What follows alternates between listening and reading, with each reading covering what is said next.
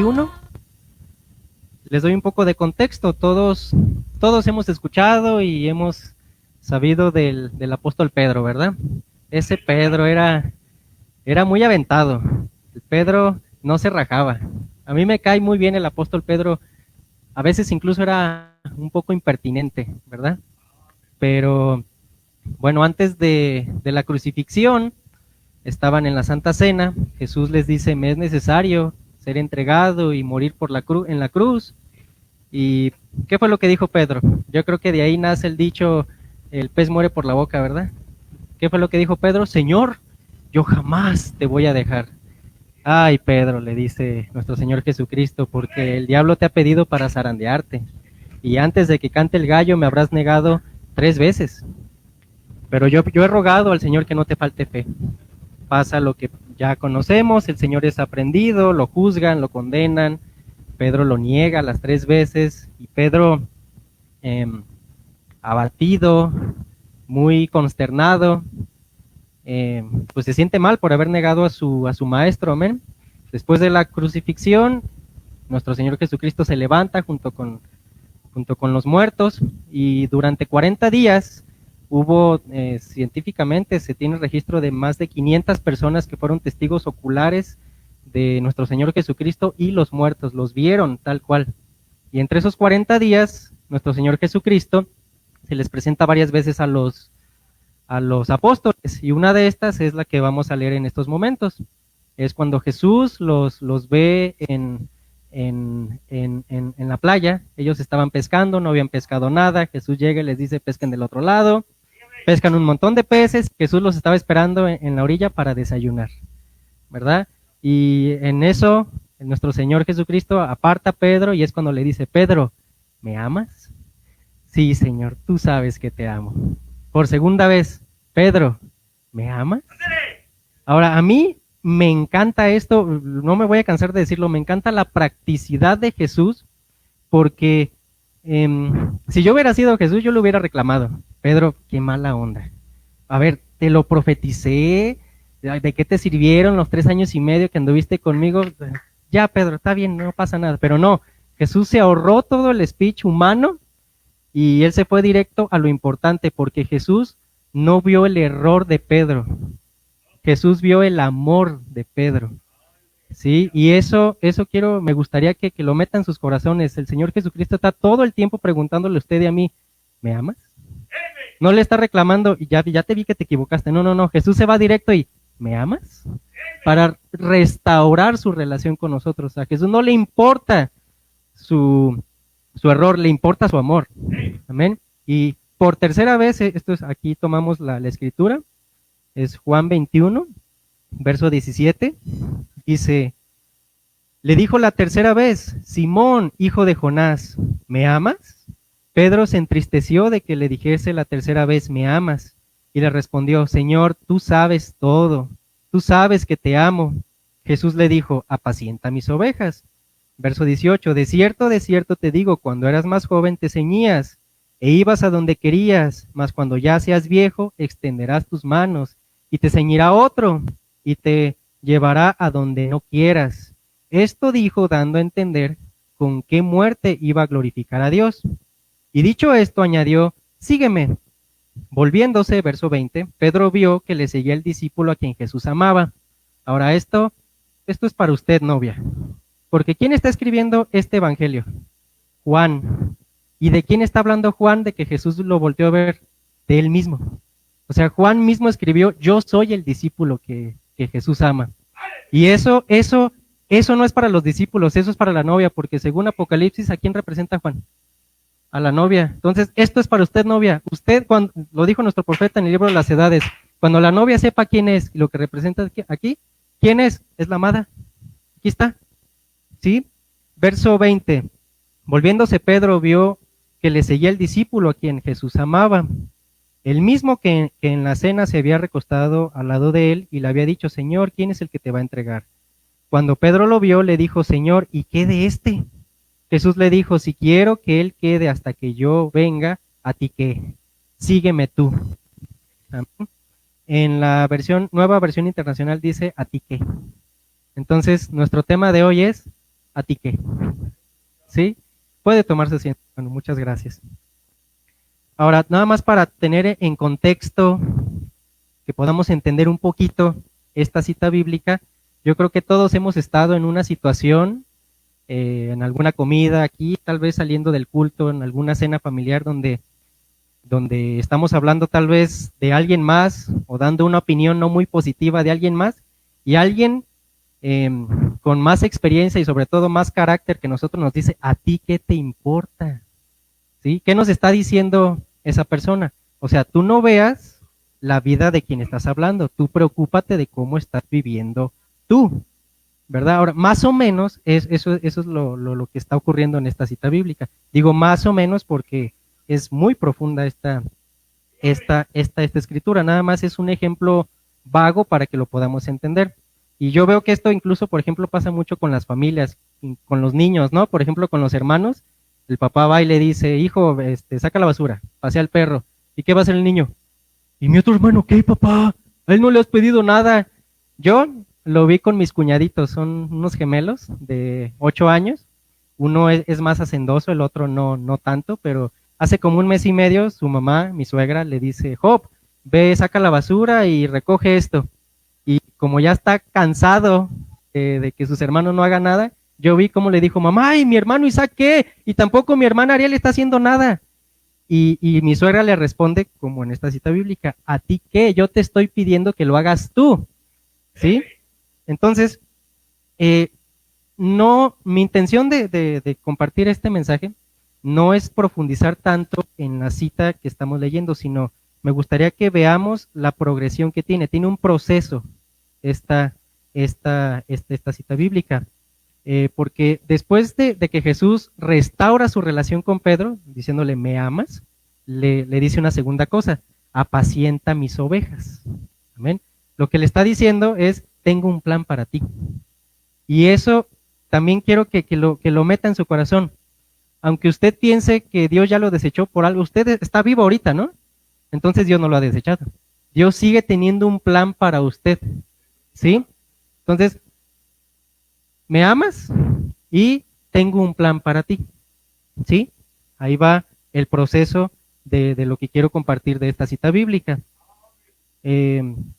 Ahora, nada más para no dejar el cabo suelto de cuál es el plan que Dios tiene para nosotros. El plan de Dios es tremendo, no hay forma de entenderlo, pero si tomáramos solamente una pequeñita perspectiva para entender un poco el plan de Dios, lo podemos ver en Mateo 9:36. Dice, y al ver las multitudes tuvo compasión de ellas porque estaban desamparadas y dispersas como ovejas que no tienen pastor. Ahora, desde esta perspectiva, el plan de Dios es traer a las ovejas que no tienen pastor de regreso al redil. Ahora, si usted se pregunta, ok, ese es el plan de Dios desde esta perspectiva, pero ¿cuál es el plan de Dios para mí? Muy sencillo, que usted sea parte de su gran plan. Sencillo. ¿Por qué? Porque, por ejemplo, muchos hemos perdido tiempo de, ¿qué glorificará más a Dios? ¿Estudio esta carrera o esta otra? Estudia la que quieras. Solo eso, entrégaselo al plan de Dios. ¿Qué glorificará más? Si me visto de rojo o de azul, elige el que quieras, pero que el color que elijas sea para la gloria de Dios. ¿Sí tiene sentido? ¿Sí me doy a entender? Por eso vemos en Hechos 1:8, y me seréis testigos en Jerusalén, en toda Judea, en Samaria y hasta lo último de la tierra. Ahora, si traemos esta cita bíblica a nuestro tiempo, Jerusalén sería para nosotros tu mundo más cercano, tu familia, tu iglesia, tu trabajo, ese sería como tu Jerusalén, ¿sí? Judea sería tu región, puede ser tu ciudad o incluso tu estado, ¿sí? Samaria sería otras regiones como Tala, Vallarta, Phoenix, donde tengamos hermanos, iglesias hermanas, y hasta el último de la tierra, otras naciones. Ahí está. El plan de Dios es que tú uses tu vida para traer esas ovejas y que tú seas parte de su gran plan, desde esta perspectiva. ¿Sí me doy a entender? Entonces, regresando a Pedro, Jesús restaura su relación con Pedro, ¿sí? En segundo lugar, le dice, tengo un plan para ti. Y en tercer lugar, no se olvide que estamos viendo el proceso, no la profundidad, el proceso. Jesús le dice en el verso 18, de cierto, ya lo leímos, de cierto te digo que cuando eras más joven te ceñías y ibas a donde querías. En pocas palabras, le está diciendo, lo leímos, está diciendo cómo es que Pedro iba a morir. Ahora, para los que estudiamos la historia o las escrituras, podemos ver que efectivamente Pedro murió con las manos extendidas, crucificado. Ahora, Pedro fue muy probado, pero sabemos que Pedro no quiso morir como su maestro, lo consideraba un honor demasiado alto. Morir como su maestro murió, híjoles, para él fue, no soy digno. Pongan la cruz al revés, ¿sí? Porque no soy digno de morir como mi maestro. Ahora, entonces, sí estamos dejando claro la progresión de esta cita bíblica. Pedro, te amo. A usted, hermana, Jesús la ama. A usted, hermano, Jesús la ama. Hermano, Jesús tiene un plan para usted. Hermana, Jesús tiene un plan para usted. Y, en pocas palabras, a Pedro le estaba diciendo, te va a costar todo. ¿Por qué? Porque así como a Jesús le costó todo salvarnos, a nosotros nos va a costar todo seguirlo. Así es. Ahora, si se va a quedar con algo de este mensaje, si quiere lo puede escribir, es seguir a Jesús es darle a Jesús toda la autoridad de liderar nuestra vida. Toda la autoridad. En esta cita bíblica, por eso digo que es muy extensa, lo podemos ver desde muchas profundidades, pero aquí está cómo es servirle a Jesús. Jesús primero quiere una relación con usted. En segundo lugar, le muestra su plan y en tercer lugar, te va a costar todo. ¿Sí? ¿Sí me doy a entender? Entonces, el punto de esto es que Jesús quiere que le entreguemos todo. Jesús quiere su tiempo, por algo está aquí, porque quiere su tiempo, por algo viene los viernes y los domingos, porque Jesús quiere su tiempo, quiere que lea la Biblia, quiere que escuche el mensaje, que ore, por eso venimos a orar. Jesús también desea sus finanzas, ¿pero por qué? Porque Dios no le quiere quitar dinero, Jesús le quiere dar más dinero todavía. Jesús quiere todo de usted, le va a costar todo, en pocas palabras, todo. Su ropa, sus amigos, su familia, sus bienes, su dinero, su tiempo, sus energías, le va a costar todo. ¿Sí? ¿Me doy a entender? Por eso vemos en Mateo 16:24, dice, si alguno quiere venir en pos de mí, niéguese a sí mismo, tome su cruz y sígame. Ahora, la cruz obviamente es un lugar de tormento, un lugar de tortura. Entonces, ¿qué nos estará diciendo Jesús? Toma tu cruz.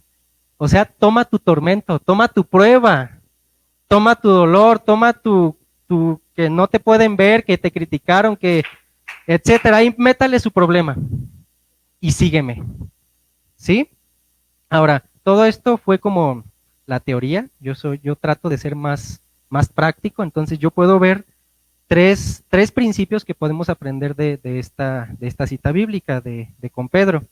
El primer principio que podemos tomar de Pedro, seguir a Jesús es seguirlo sin comparaciones. ¿Dónde lo podemos ver?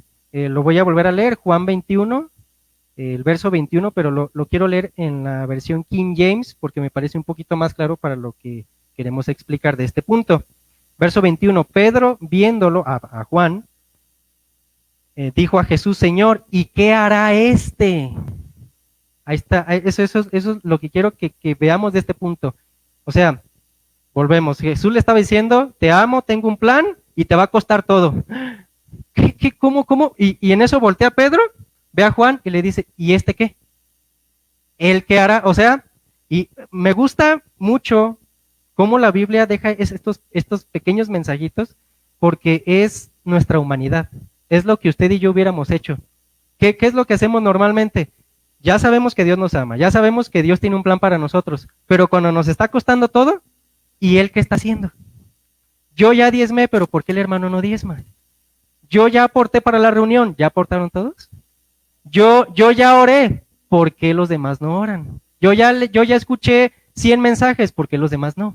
Es lo mismo que hizo Pedro y es lo mismo que hacemos nosotros. Comprar nuestro esfuerzo con el esfuerzo que otros están haciendo para ver si le entramos o no. ¿Sí? Fíjese lo que dice el hermano Branham en El tiempo de la siega, del 64, párrafo 149. Así es el mundo. ¿Así es quién? ¿Nosotros somos del mundo? Siempre queriendo comparar. No se compare con las cosas del mundo, no se compare con iglesias, compárese con la Biblia. Eso es lo que estamos haciendo hoy. A todos nos ha pasado. Y el que diga a mí no es el peor que le ha pasado. A todos nos ha pasado. Por ejemplo, a mí me pasó hace 3 años cuando estaba metiéndome de lleno a las cosas del Señor. Yo estaba conociendo a mi esposa y yo empezaba a orar, empezaba a leer, empezaba a ayunar y yo le preguntaba, ¿tú ya oraste? Oye, yo ya leí, ¿tú ya leíste? Es más, me acuerdo que el primer mensaje que nos mandábamos era así, buenos días, ¿ya oraste? Así eran mis mensajes, ya, buenos días, ¿ya oraste? Estaba comparando mi esfuerzo, mi sacrificio con el de ella. Lo que eso provocó fue muerte. Nos separamos 1 año y medio, ¿sí? Porque en mis tonterías religiosas, eso es lo que siempre va a pasar. Alejar a los que amamos y alejarnos de Dios. Así de sencillo. ¿Por qué? Porque eso es lo que es el mundo. Por eso hay contratos en el mundo.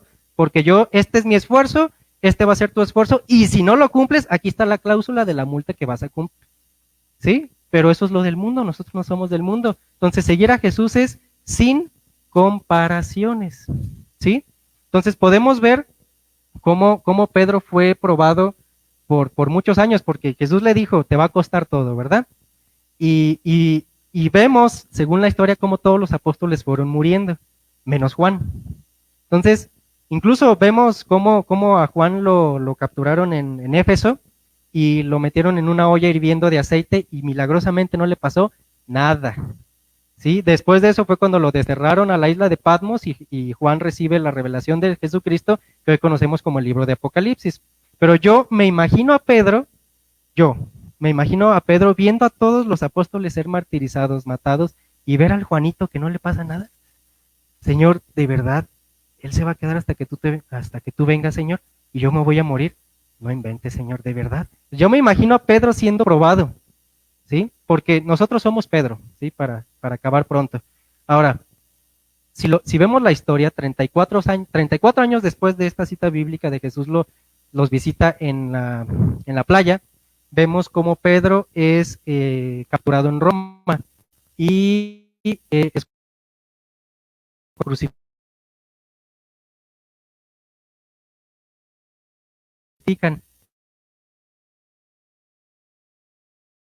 Pero en ese momento yo no soy digno de morir como mi Señor. Entonces vemos cómo Pedro pasó, ¿sí? Entonces Pedro aprendió a no comparar. Estamos comparando con el hermano, con la hermana, con la iglesia, peor con el pastor, peor con el profeta, es Dios y yo, sin comparar. ¿Qué importa que los demás no hagan? Yo sí lo voy a hacer. ¿A mí qué? Si los demás no lo están haciendo, yo lo voy a hacer. Amén. Fíjese lo que dice el profeta en Preguntas y Respuestas del 59, párrafo 179. No nos podemos comparar con ellos. No trate de engañarse para ser uno de ellos. Humíllese ante Dios. No desee ser listo y sabio. Únicamente desee conocer a Jesús y deje lo otro en paz, porque allí yace la simiente de la serpiente. Pero yo ya diezmé, ¿por qué el hermano no diezma? Está hablando la simiente de la serpiente. Pero yo ya me congrego y no falto, ¿por qué el hermano no falta? Está hablando la simiente de la serpiente. Pero yo ya aporté, ¿por qué tú no aportas? Está hablando la simiente de la serpiente. ¿Sí me doy a entender? ¿Tiene sentido? Porque vivir para Cristo es sin comparaciones. Segundo principio, seguir a Cristo es sin condiciones.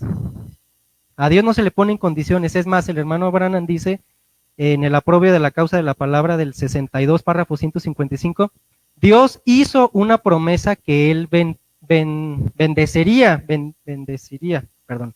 pero estas bendiciones son bajo condiciones y uno tiene que cumplir con esas condiciones para que eso funcione. En pocas palabras, usted no le pone condiciones a Dios, Dios le pone condiciones a usted. ¿Sí? Otra vez, por eso, como no somos del mundo, nosotros estamos acostumbrados a siempre condicionar a los demás. Incluso hasta nos casamos por condiciones, ¿sí? Pero en las cosas de Dios no es, Señor, yo voy a orar 1 mes y tú me vas a dar un milagro. Y como no se los da, se van, dejan de orar. Señor, voy a orar por mi hermano 2 meses y luego tú lo vas a sacar del problema. Y cuando no lo saca, es que no sirvió. Usted le está poniendo sus condiciones a Dios. ¿Y qué dice el hermano Branham? No funciona haciéndolo así. ¿Sí?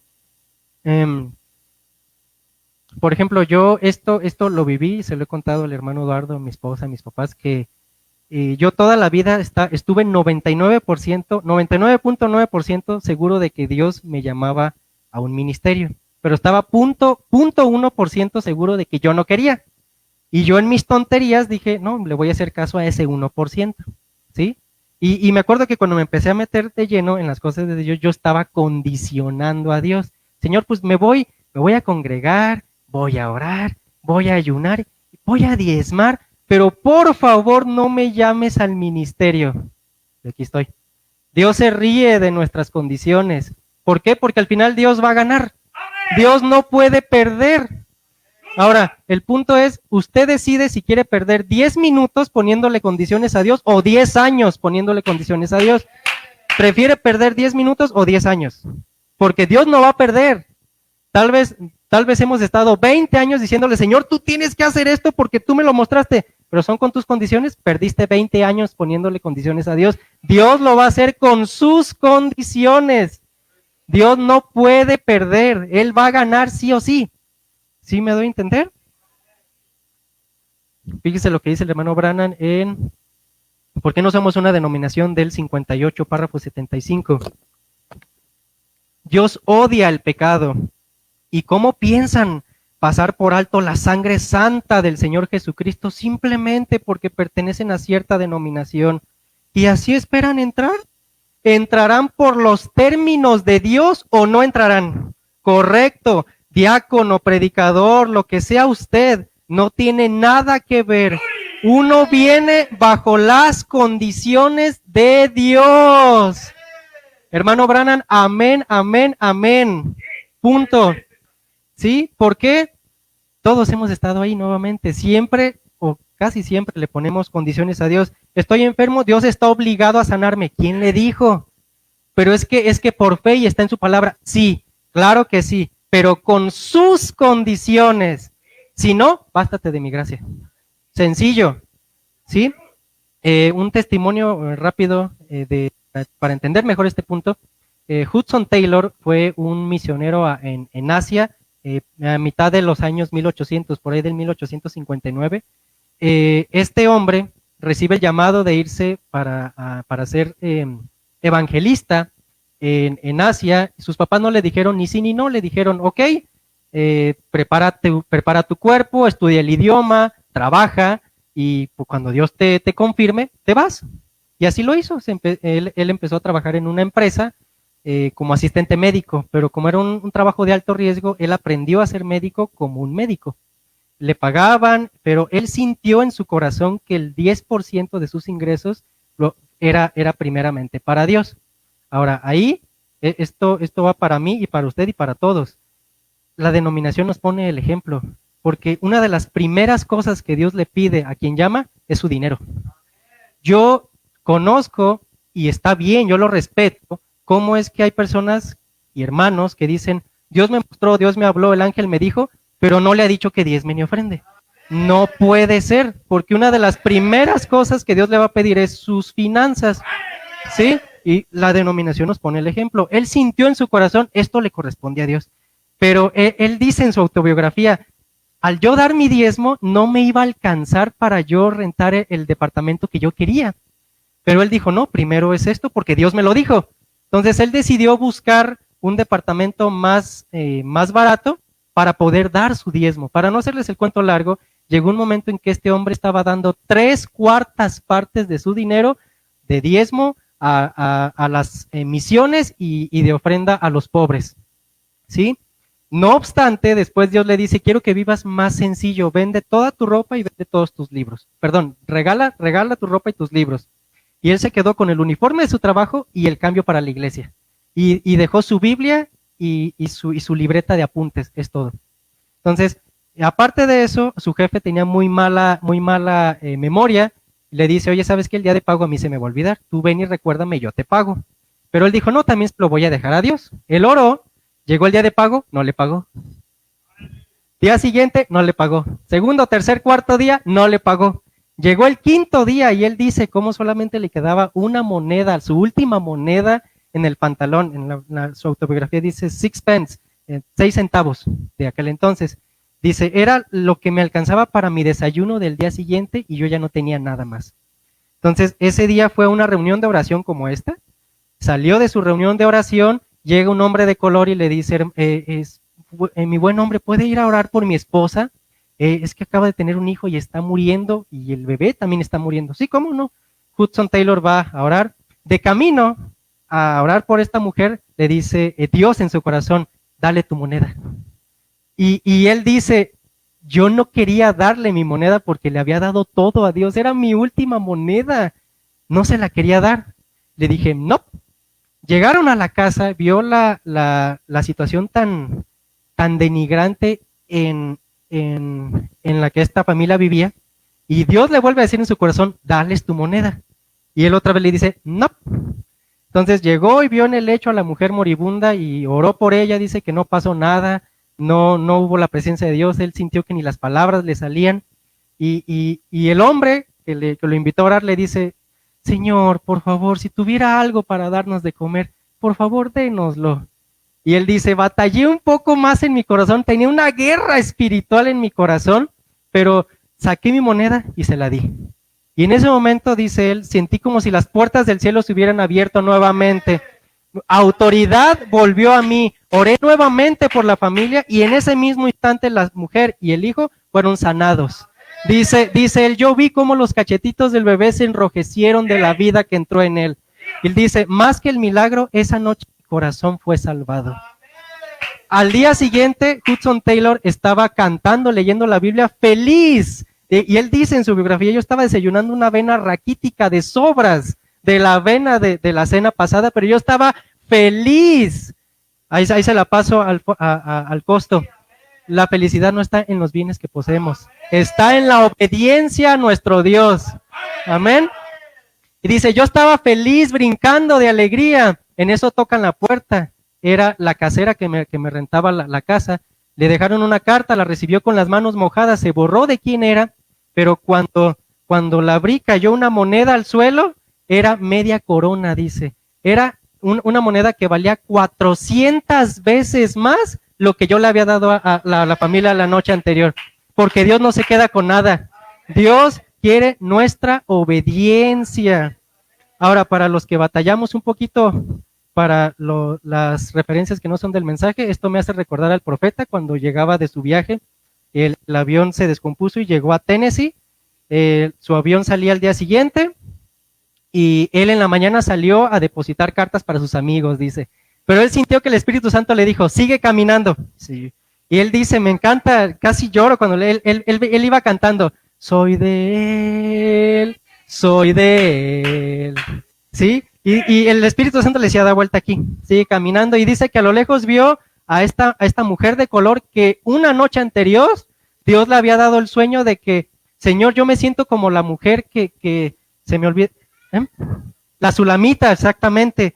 Y le dije, Señor, ¿dónde está tu Elías hoy en día? Y Dios en el sueño le dijo, mañana viene mi profeta, sal a recibirlo, va a traer un sombrero así y la ropa así. Y en cuanto lo vio le dijo, párroco, lo estoy esperando, tengo desde que amaneció que lo estoy esperando aquí. Para no hacerle el cuento largo, ya lo conoce usted. El hermano Branham oró y fue sano su hijo. El punto al que quiero llegar es sin condiciones. El hermano Branham dice que llegó 1 hora y media tarde a su vuelo. Él especifica que en esos momentos era muy difícil encontrar vuelos porque era después de la Segunda Guerra Mundial. Él pudo haber dicho, no, es que no tengo tiempo, me están esperando y tengo que llegar. No, sigue caminando. Y siguió caminando sin ponerle condiciones a Dios. Él dice, no puede ser posible, pero me esperaron hasta que yo llegué porque Dios detuvo el vuelo, porque no le puso condiciones a Dios. Amén. Todo esto está en la edad de la iglesia de Teatira, del 60, del párrafo 150 al 185. Dice nuestro profeta en aceptando el camino provisto por Dios en el tiempo del fin, párrafo 203. Su palabra es lo que siempre Él quiere ver vindicada y solo será vindicada bajo ciertas condiciones y es cuando uno cumpla esas condiciones.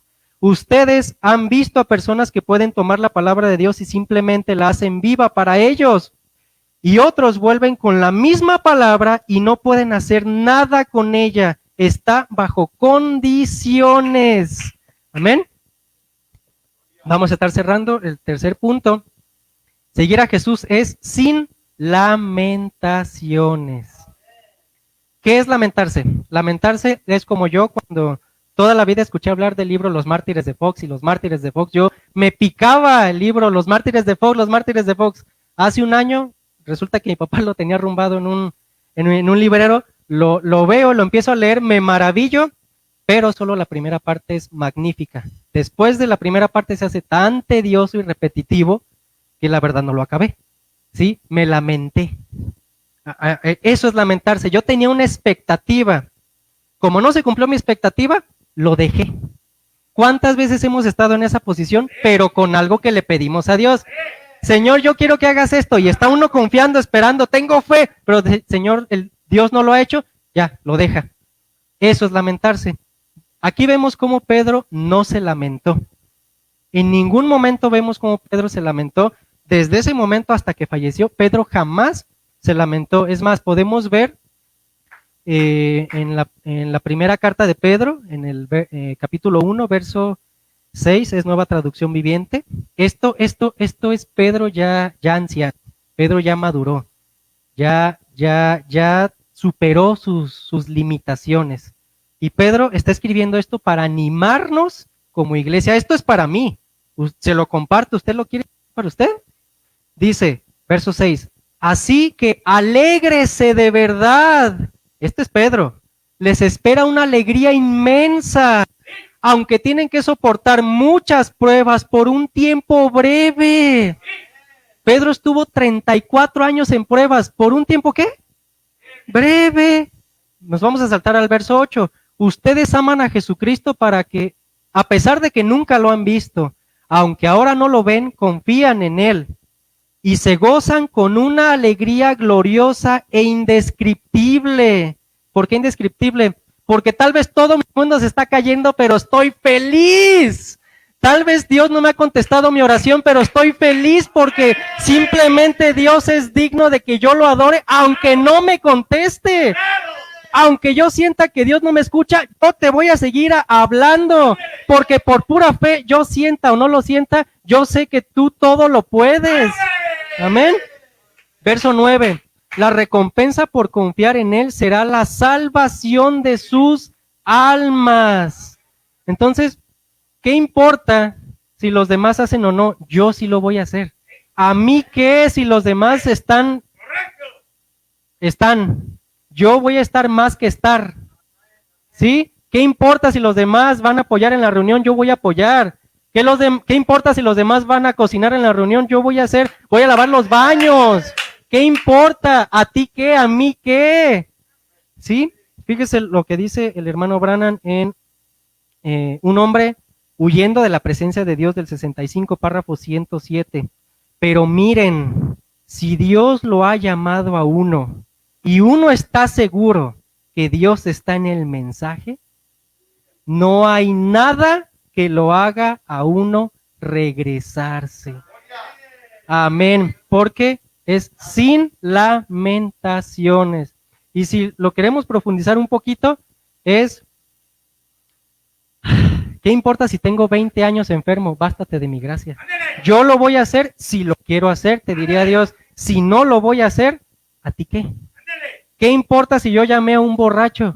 ¿A ti qué? Me es instrumento útil, le dijo Pablo. ¿Dios cambia? No cambia. Pero es que tengo 20 años orándole a Dios y a lo mejor te va a tocar orarle 20 más. ¿A ti qué? ¿Cuánto tiempo esperó Abraham? ¿Cuánto tiempo esperó Noé? ¿Cuánto tiempo esperó todos los héroes de la Biblia? Amén. Porque seguir a Dios es sin comparaciones, sin condiciones y sin lamentaciones. Amén. Entonces, este es el mensaje que Dios puso en mi corazón. Uno de tres, no se olvide, es conociendo a Jesús. Quise enfocar esto un poquito a conocerlo en cómo servirle. ¿Sí? Porque ya hablamos de que Dios quiere cara a cara con nosotros. Si ya superó eso, ok, aquí está el cómo servirle ahora. ¿Sí? Si Dios mediante, vamos a hablar un poquito más de otros temas, pero esto es todo por hoy, hermanos. Dejo este lugar a quien corresponda.